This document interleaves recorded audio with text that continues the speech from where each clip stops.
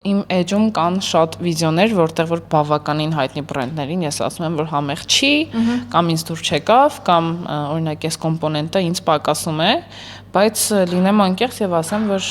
մեր շուկան այնպես է, որ եթե դա գովազդ է, գովազդատուն քեզանից պահանջում է մաքսիմալ դրական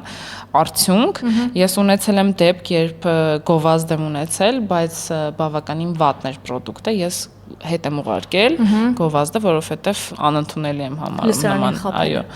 նման գովազդը, հատկապես երբ ինքը սուշի էր, սուշիի դեպքում մի քիչ ռիսկերը շատ են։ Բայց բերում է եկամուտ բավարար չափով, թե դեռ, հա։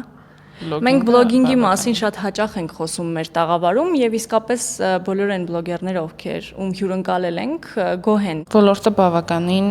անկայուն է, որովհետեւ դու չգիտես արդյոք գովազդատուն պատրաստ է քեզ օրինակ սեպտեմբեր ամսին տալ 4 գովազդ, թե ոչ, դրա համար ես կարծում եմ, որ պետք է բացի բլոգինգից ունենալ նաև այլ եկամտի աղբյուր, եթե դու ինքդ քեզ ես, հա, պահում, բայց այո, բլոգինգով հիմա կարող ես քեզ հանգիստ զգալ։